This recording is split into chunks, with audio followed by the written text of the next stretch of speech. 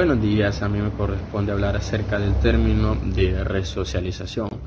Para comenzar, es importante entender el término de socialización como preámbulo del concepto de resocialización. La socialización es el proceso por el cual el ser humano aprende a ser un miembro de la sociedad y se adapta hacia el entorno social en el que debe desarrollarse. Y esto implica la adopción de una cultura común. De aquí se entiende que la socialización tiene como resultado la interiorización de normas, costumbres, creencias y valores, debido a los cuales el individuo puede desenvolverse con los demás miembros de la sociedad. Por lo tanto, la resocialización es considerada como un proceso evolutivo mediante el cual el interno se reintegra a la sociedad mediante un proceso de racionalización, el cual está integrado por distintas fases a las que esté sometido, y con el cumplimiento de cada una de dichas fases, el reo o el interno se resocializa y se le crea conciencia para que no reincida en su comportamiento delictivo, y con el objetivo que pueda adaptarse a un comportamiento adecuado en la sociedad. Ahora bien, para el autor Guillamón-Degui, la resocialización es el proceso que inicia con la estancia del condenado en prisión, mediante el cual el equipo interdisciplinario profesional, con la colaboración del personal penitenciario y previo consentimiento del interno, procura que éste pueda tomar conciencia de su comportamiento delictivo y las complicaciones que dicho comportamiento le puede traer tanto en su entorno personal como familiar. Es importante hacer mención que en el contexto salvadoreño la resocialización del interno solo tiene sentido cuando la sociedad en la que va a integrarse tiene un orden social y económico idóneo para que estos se puedan ir involucrando nuevamente a las actividades de la esfera de la sociedad. Dicho punto en nuestro contexto es ampliamente cuestionable por la sociedad, esto por la falta de credibilidad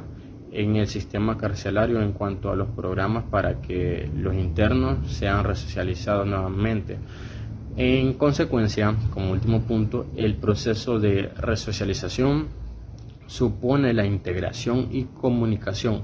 entre el individuo y la sociedad, pero dicho punto debe ser determinado de forma bilateral, por lo que es necesario la voluntad de todos los intervinientes en el proceso de resocialización para que pueda efectuarse de mejor manera, pero para esto se necesita una involucración directa por parte del Estado, brindándole los recursos y oportunidades al interno. Gracias por su atención. Queridos licenciados, compañeros, compañeras presentes en esta sesión de clase, me corresponde hablar a mí sobre la base constitucional de la resocialización.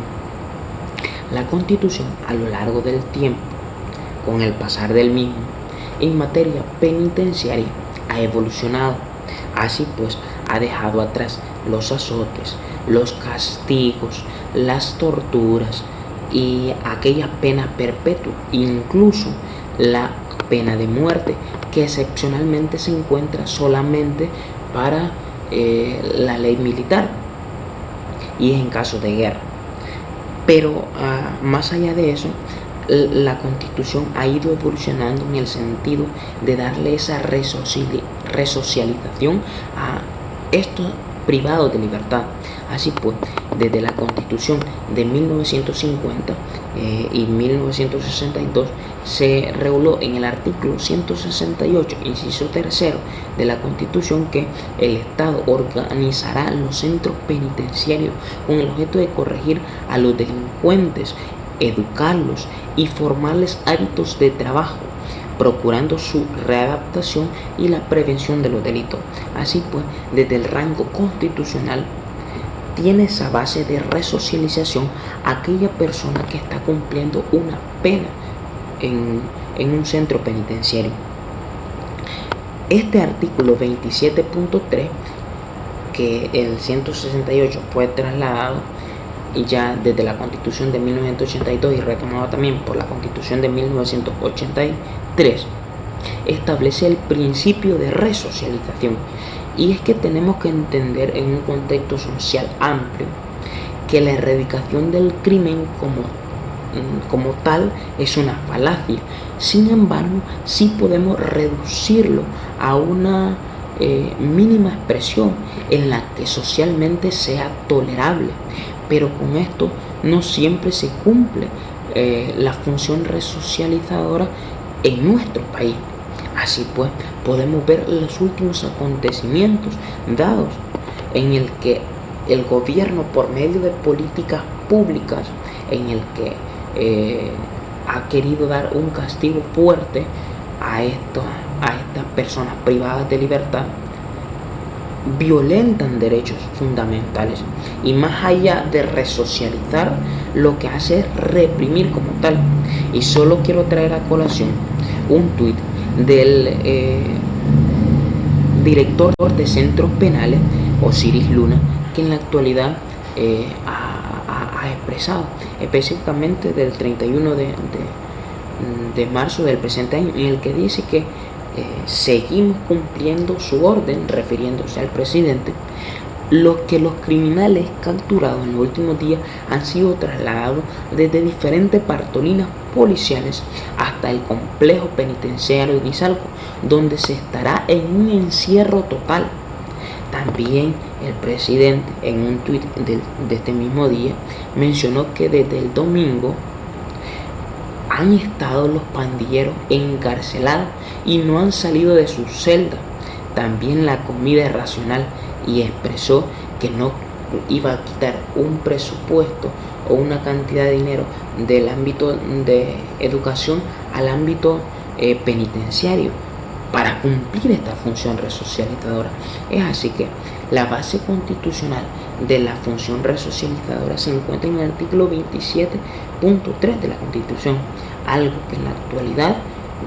no se está dando y por lo que se ve no está cerca de darse. Continuando con la línea de desarrollo de la temática, me gustaría establecer la importancia del principio de resocialización en nuestro país y el por qué este debe tener una íntima relación con nuestra política penal y penitenciaria. Y podemos tomar como base el artículo 1 de nuestra Constitución, que nos establece que todo ser humano es el origen y el fin de la actividad del Estado. Y esto nos quiere decir que el Estado no solo debe respetar nuestros derechos y preceptos constitucionales, sino que a su vez debe de garantizarnos y proporcionarnos medios o mecanismos suficientes para su pleno desarrollo, y a su vez que se pueda garantizar la seguridad y el respeto de estos. También podemos tomar como base el artículo 2 de la ley penitenciaria, que nos establece que la finalidad de la ejecución de la pena deberá proporcionar al condenado condiciones favorables a su desarrollo personal, que le permitan una armónica integración a la vida social al momento de recobrar su libertad. Y es que tenemos que tener claro que a pesar que la persona que esté pagando por una condena por el cometimiento de un acto ilícito, no quiere decir que éste deja de ser persona. Por lo tanto, no deja de estar sujeto a la protección del Estado. Y es por eso que consideramos la importancia de establecer el principio de resocialización en nuestro derecho penal y de forma específica en el derecho de ejecución de la pena y el derecho penitenciario, porque no solo se trata de castigar al imputado, no solo se trata de castigar o de reprender al condenado, sino que se trata de que éste cumpla la condena por el cometimiento de un acto ilícito, pero que a su vez éste obtenga las facultades o los medios necesarios para que logre volver a incorporarse, volver a reintegrarse a la sociedad adecuadamente, sin que éste a su vez no vuelva a cometer delitos. Y es por eso que la Cámara Penal de la tercera sección del Centro San Vicente, con referencia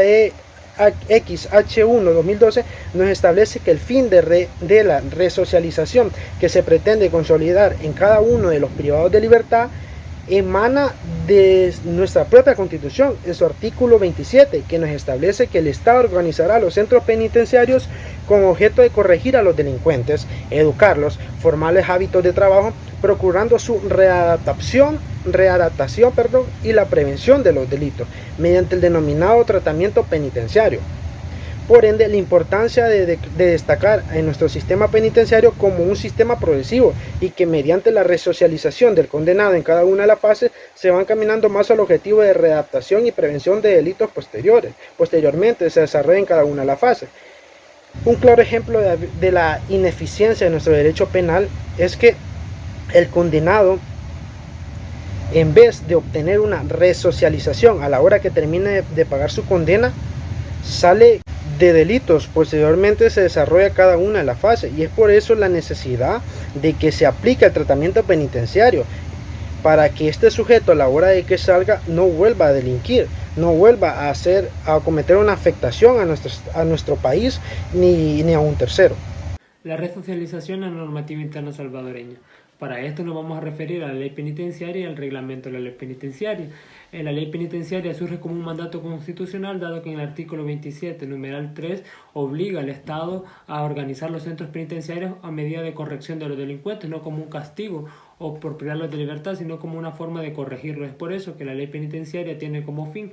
a través de la ejecución penal, de crear los mecanismos necesarios para una armónica reinserción de los delincuentes en la sociedad cuando estos hayan recobrado su libertad.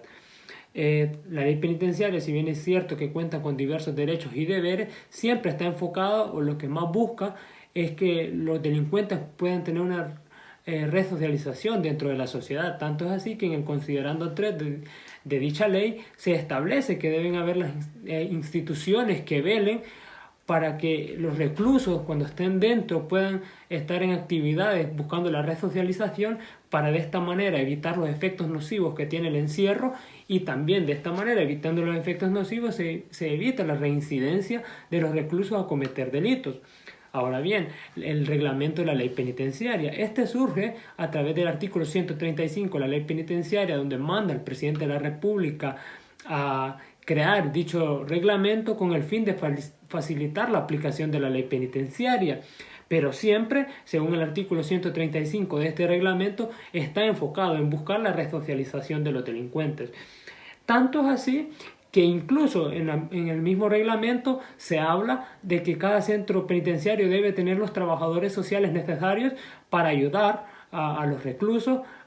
motivarlos o llevarlos a que logren tener una verdadera resocialización. Inclusive el reglamento va más allá y habla de que hay una ayuda